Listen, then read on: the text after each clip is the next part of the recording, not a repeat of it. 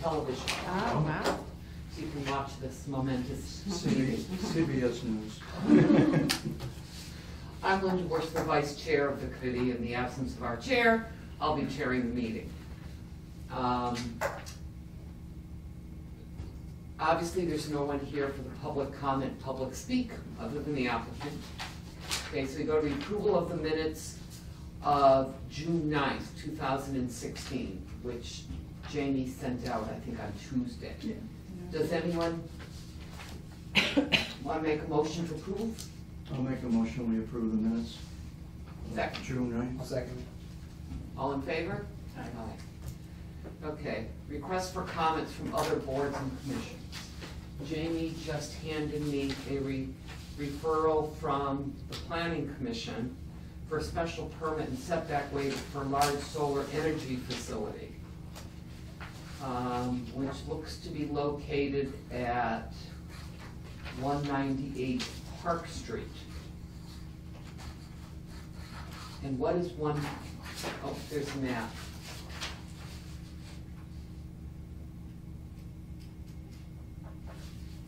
Is this Williston's property? Yeah, they just bought the land. Okay. We'll postpone that until the end to see if anybody has any comments on that. We can pass it around and. Other just quick administrative stuff. September 8th is our next scheduled CPA meeting, but it's a state primary, and we cannot have any public hearings on days of elections. So, seeing as the CPA only has public hearings, we need to find another time to meet.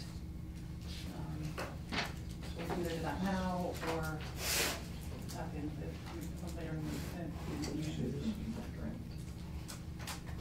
Does anyone, do you have a suggestion? I would think it's better to go the week earlier Yeah. than just to go earlier. It's hard with the applications when people are told that they need to submit to move it forward, and then all of a sudden the application deadlines get moved up. Right. I thought elections were usually on Tuesdays. Generally they are. So this is a fluke, okay. So September 15th is a suggested date? Yeah, that would be the next Thursday. I'm sorry, that's the CPA meets that day, and I have this. But we could do it on the Tuesday before The 13th. the 13th, if that works. I'm okay with that. I'm okay. I can do the 13th. Tuesday, September 13th. 13th. Okay, and someone will let John know? I will send out a reminder and check in with everyone that we get at least 5. Okay, public hearing, Cheryl Kennedy, 159 Main Street, seeking a special permit to operate a bed and breakfast. Would you like to present your case? Sure. Hi. Hi. I was thinking about doing Airbnb in my house, like it's the thing to do now. I have a space on the first floor, which I used for my massage practice, and I'm not using that room anymore. And so I thought, okay, I'll make it into an Airbnb. And so I was filling out the application, and it kept popping up saying, please check with your town, please check with your town. So I checked with my town, so that's how I'm here. And there is a little bit of a conflict in what I applied for was because I went to see the health agent, and the assistant was there, Jackie, her assistant was there, and she said, it might be easier for you if you don't serve any food. And we thought, well, that's okay, and then we came up with this idea to give gift certificates of different places in town, because we live right at 159 Main Street, and they can walk to Silver Spoon, and they can walk to Small Oven, and and so we could offer it, here's, and they said you can't even pour a cup of coffee for anybody unless you have, work with, unless you have a Safe kitchen. a safe kitchen permit.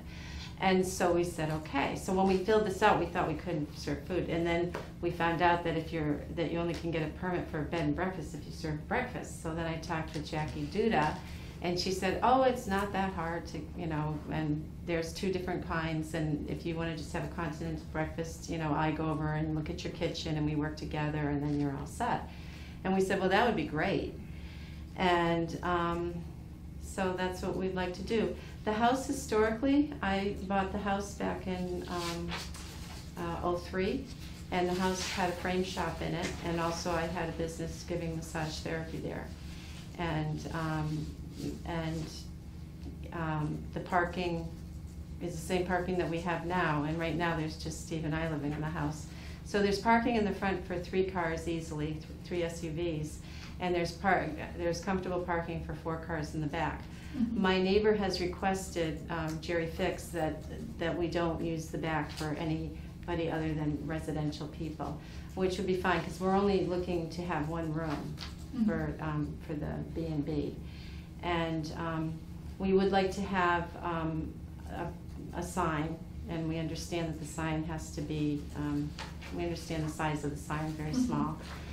And we would like to have the permit for this be able to be transferable if we sell the house, just as it is now, with the sign and just with the 1 room for the B&B. In case we wanted to sell it to our family, or if the business is doing well, and we would like it to be able to go with the house. And that's what we're looking for. Is having a Keurig considered, you have to have a safe kitchen? I mean, that I don't understand. The pod coffee things that you could put in? I know. I asked her about that. You're right. Well, what we And a have. package of Twinkies or something? Yes, and that's what we were thinking of, and I think that they said, you wouldn't, well, maybe that, because you didn't open it or anything, that you could do that, but the thing is that, if a B&B is breakfast and bed, so, a room is a room. And so technically, you don't have a permit to rent a room. A room would be like a roommate, but this would be like a bed and breakfast, I yeah. think the basic and like the lowest level of like First Days Kitchen is actually not particularly onerous or intrusive, like the level to like be able to do the most basic stuff. Yeah, and that's. Yeah. But I don't have a problem. I think having a Keurig or coffee there Yeah. would make it having breakfast, but I think the gift card at a neighborhood restaurant would make it unique. Yeah, yeah. So maybe both, but I don't have a problem with the breakfast part. I don't know if anybody here has a problem with the breakfast part. I mean, I think if you do the gift card, I mean, I assume this is the reason why you were thinking to do the other part, is because then you fall into the breakfast is included in the rent. Like, you're providing a way of getting breakfast for the Right. price of the room. Right. And I think, a literal reading of the zoning ordinance, of like that definition is satisfied as long as they're not paying separately for breakfast. Mm-hmm. So that part doesn't concern me. Mm-hmm. Jamie made a comment, technical comments about the parking spaces in the front. Mm-hmm. And I'm assuming that if they were a zoning violation, like if they were put in after that, because we don't permit parking in the front yard, although if I park in my driveway, I'm parking in my front yard. It's Uh-huh, different right. for residential versus, this is specifically called out before the bed and breakfast permit. Oh, it is, see, I didn't see that one. Yeah, in the table of uses, Yep, I did go 5, whatever. Okay, so but it's an existing, Mm-hmm. to me, it's an existing nonconformity. I mean, Right. the parking is already there. Right. And I went into your backyard, and I can see why your neighbors don't want strangers parking in the back there. Uh-huh. I'm sure there's a way to get in and out easily if you're familiar with it, but Mhm. I wasn't, and there was a vehicle in the middle of the driveway, and I think I had to turn around slightly in their driveway in order to turn around and Oh, get out. right. And actually, our neighbor parks often in our driveway in the back. And, he has family that comes and they park in there, or they use the driveway to turn around, so, yeah. But it's not your normal No, it isn't, and actually, there's plenty of parking in the front, so even if somebody is staying there and they have friends meeting them or whatever, there's parking on the street.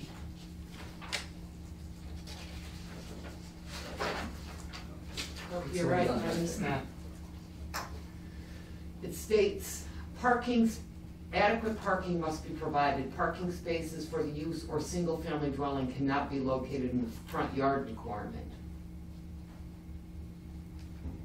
See, I was thinking that the parking was existing non-conforming, so it didn't matter that it was in the front yard.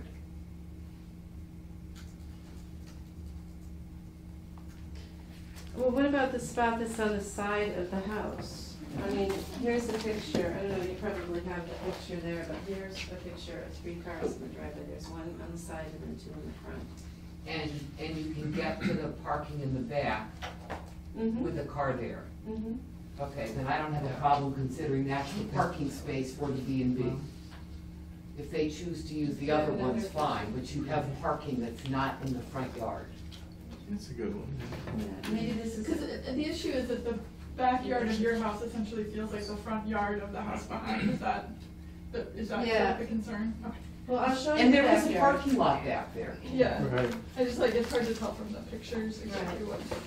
You know, there were 2 businesses before and there was not a problem.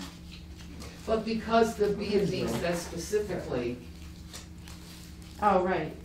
that, I don't have a problem considering that not in the front yard, it's not even in front of the house. Okay, now this is the backyard, and that's the car that is parked in front, and that's the right of way there.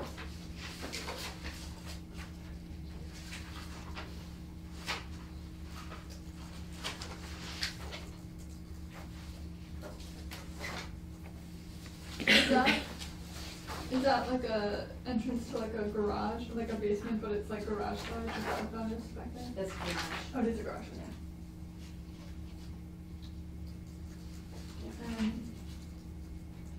And you So can oriented, see, so this is your neighbor? No, this no, is. my neighbor's yours right over- here. Right there. Yeah. So the driveway would be like over on the other side of the bush. We just So can't this see. is a driveway right here that goes into the garage in the back, and there's enough for, I would say there's enough for 4 cars. There was a vehicle parked there, so I couldn't Oh, pull okay, you in, couldn't right in the see. middle. Okay. Yeah.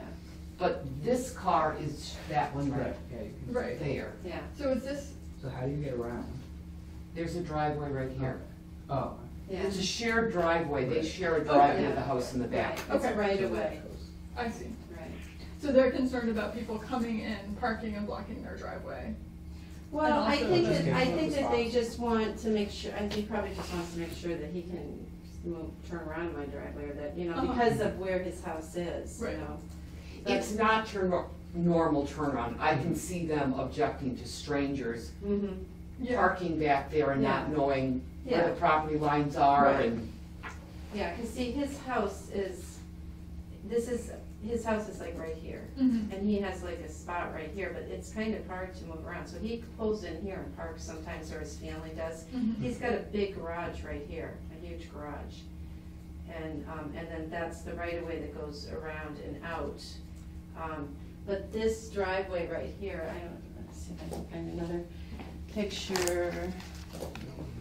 Yeah, see, this driveway, you can see his house in the back there. Right. And this driveway right here, Where the red van is. where the red van is a parking space, and then over here is the right of Is the- way. okay. Yeah, there's just plenty of. pass it down yeah. so that. That's the shared driveway, right? Where the Yeah. so is it where the red van is parked is part of the driveway, or it's like a separate? It's a separate, spot? it's a Oh, separate it's here, in this spot. picture. It's a completely Right, I separate see. spot. Yeah, in this picture I can see it. Yeah, yeah. That's a funny place for a house. I know. Right. Well, he just had to hook up to the town, because he has a leach field back there. Yeah. Yeah, they had a lot. I don't know how maybe it was a cottage or something that belonged to that. I don't know the history of that house or how it even was able to be built back there. Okay. Grandfathering. Yeah. The front setback is only 15 feet. If that matters. The front setback for the house. The front setback is 15 feet, and the little reading of that when it says no parking in The front yard requirement, which Requirement. suggested it's just the setback area. So it might just be the first Okay. one or two spots Well, closest. they do to have the a street. parking space not in the front yard for Right. the room. Right. And it also says, the rooming units must share a common entrance for the single-family dwelling. So if I went in your front door, I could get to this room. Yes. I wouldn't have to come in your front door, but I No. could go in your front door. Right, right. Because it has a separate. Right, and you can see that this has, no, this is the room, and there is a separate door, which would be this door here. It was actually originally a doctor's office. Uh-huh. And, so they would have a private door to go in and a private bath, and see there's a little refrigerator and a microwave there, and that kind of thing. It's really nice. So you can see the bathroom is Yeah. off of that. And then there's an entranceway here that goes into a dining room. And then from this bathroom, it goes into our kitchen. So they could come in that way too, you know. But so when It's on the when the first first time they come, they're gonna go to your front door and ring your bell. Yeah, Because oh, that's, yeah, absolutely. and then you'll take them into the room, and then Right. if they wanna go in and out their private entrance, that's Well, fine. you know, we're friendly people. I mean, hopefully we'll get to know, it'll be a nice little business where you get to meet people and, you know, and make them feel comfortable. And, you know, Williston is right down the road from us, and there's a lot of businesses around now, so, you know. And we're hoping to offset, I mean, this is a big, money cut, you know? Taxes, right? Yeah, well, not just that, but it needs to be painted, and Yeah, everything that needs to be done on it is a Right. lot of money, so, Yeah. you know, just to be able to stay in the house. And I just bought the house in '03, so I do still have a mortgage on it, you know, so I'm just trying to stay in the house. So, and, That's a big house. it is a big house.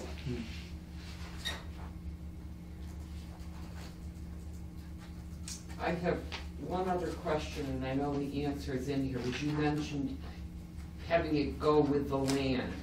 And for some reason in here, I thought that it had to go with the land owner.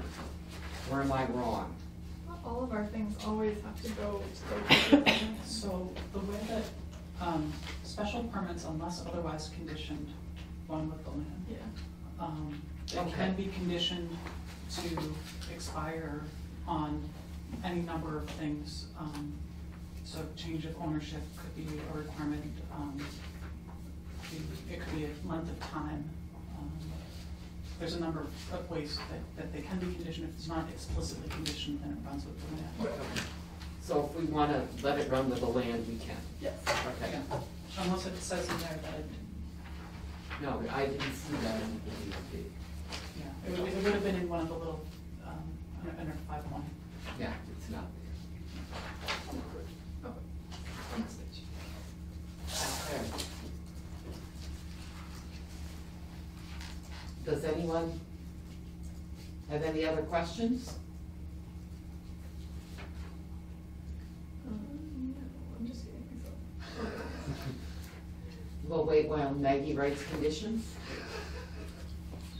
Or at least make sure that we don't, I mean, like, we've just talked about a lot of things, and I Yeah. just wanna make sure we don't forget any when we actually get to the end. I mean, I guess we could just more or less reference, but. It is a very attractive house. Oh, yes, it is. It's been It's really, it's unique. been kind of, yeah, it's been kind of an honor to be able to live in it, you know, because it is, you know, kind of, there's a feeling about it, you know, that it was built really well, a really well-built house, and I'm only the third owner. You're kidding. No. When was it built?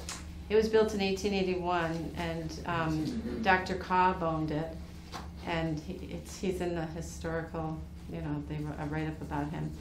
And then he sold it to C.M. Fern, and the Ferns lived there for almost 65 years or something like that. And I bought it from his wife, and I could understand the repair. My last house was in 1890. so. And it wasn't anywhere near as attractive as yours. It was an old farmhouse. So, you know, there's like gas lines behind, and there's knob and whatever. It's knob and tube. Knob I and used to tube. have knob and Yeah, tube. knob and tube, and there's just all kinds of lovely things in the house.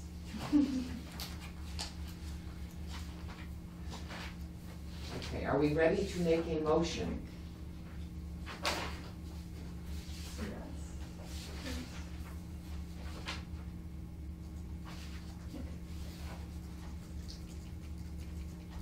Would Maggie like to make a Sure, motion? I'll make the motion. So I move that we approve a special permit for the operation of a bed and breakfast, at 159 Main Street. And I propose that we condition the special permit on the following requirements. That there be, one room used, as part of the bed and breakfast. And that, no alterations are to be made to the exterior, and that we, I should have done findings first, sorry, that was, do the findings first. So, we find that, the use is not gonna require any alteration to the exterior. We find that there is sufficient parking to satisfy the section 10.1. Because there is parking in the back.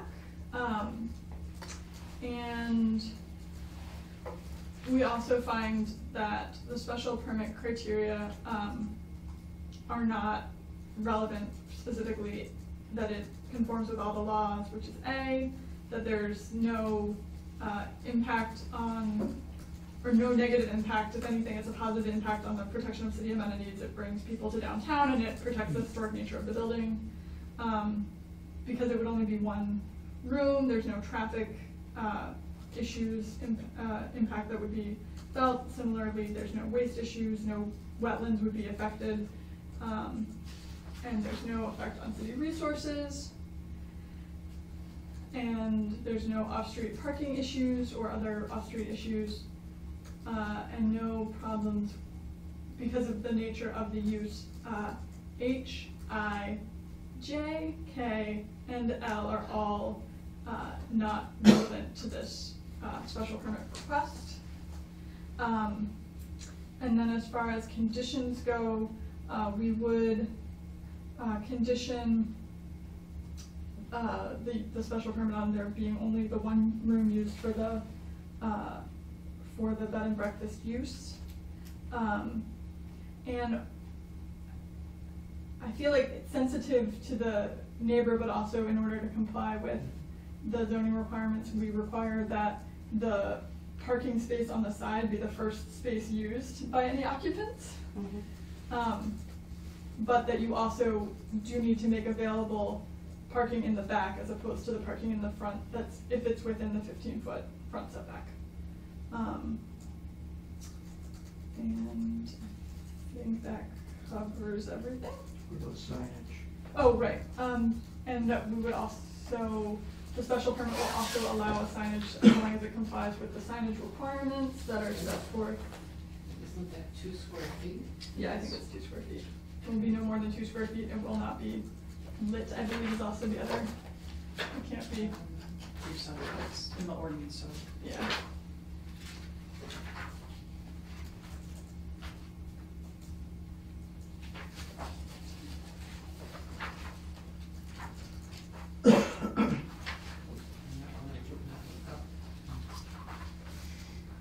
I mean, it's basically, it's a residential accessory use sign.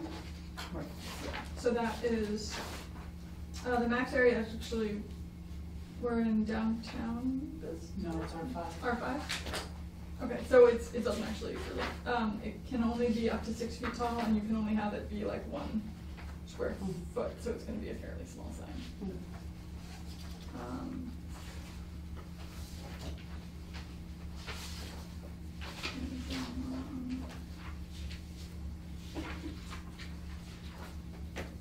Sorry, I just wanna make sure there's not something I don't know. Are you still in signs? Yeah, we're still There's home occupation. Because they have to live there, they have to live at the house. I think the home occupation sign is 2 square feet. 2 square feet, yeah, home occupation signs, 2 square feet, Oh, okay, page 1014. that's what I was on, but I guess. I would consider this a home occupation as As opposed opposed to to an accessory? an accessory use. Sure. That's a really funny, because I think our definition of home occupation requires it that it be like accessory to the residential use of the building. But we won't worry about that right now. But yes, okay, so it can, and our special permit also will give you permission to have a home occupation sign that meets all the requirements, namely the 2 square feet, and it can't be any higher than 6 feet tall, and you can only have the one within a residential district. Is there a second? Second. All in favor? Aye. Great, thank you. Thank Alright, you. so Thank the you. way that the permits work, or like our special permits, is a decision will get written up and then it will get filed with Barbara in the clerk's office. Mhm. And then there's an appeal period, Mm-hmm. and you, at your own risk, can begin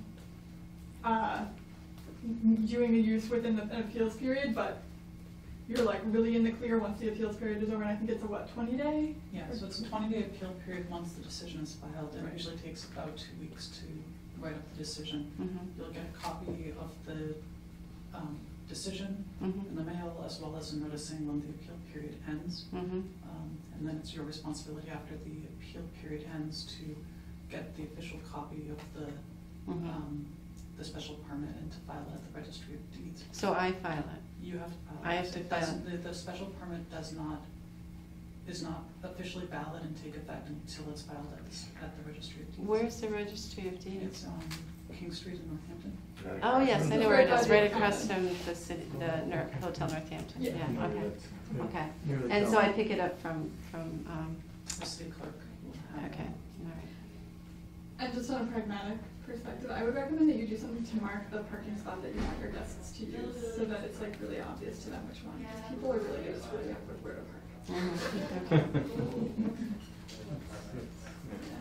It just seems to be the way Well, it's you know, done. it's a lot easier when it's one car, because when I had a massage practice and when we Oh, had yeah. a frame business there, and it's really, yeah. Right. And I mean, you People just come and say, they you go know, I and- mean, it's nice, really, it's a piece of cake, do it. But I feel like especially when people have been driving and maybe they haven't been sure where they're going, and then they get somewhere, they just like put their car wherever, and Yeah. then, but if you have. Well, like, if we're both parked down back, and there's no other car up there, Yeah, only one person. you know, it's like, I would just say, if they were driving all day, I would just say, tomorrow when you get up, just park, you know, that parking will be, and, you know, Yeah. yeah, so, but yes, I will, and we have always been really sensitive to Jerry in the back. He's been my neighbor since I moved in there, so.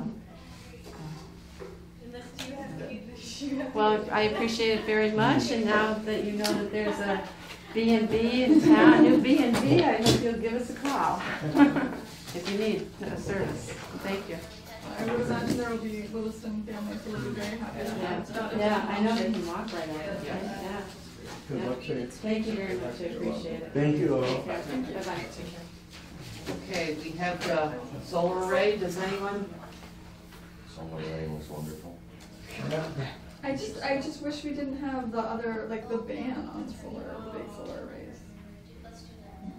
Don't we have like they can't be on like landfills or something, like didn't, like they Oh, that's a should state thing, and Oh, that's it's to a do, state and thing? that's to do Oh. with public, use of public facilities and stuff like that, so it's not a. I just want there to be one in the old landfill adjacent to me anymore. Because it's just, okay. I think it's great.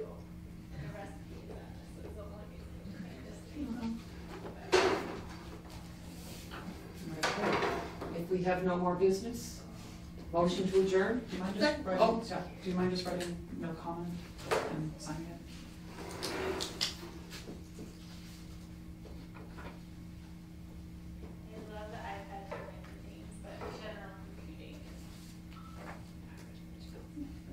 Oh, good. Thank you. Motion to adjourn. Second. All in favor? Hi. Okay. Okay. See everybody September 13th. Yeah. 6:30.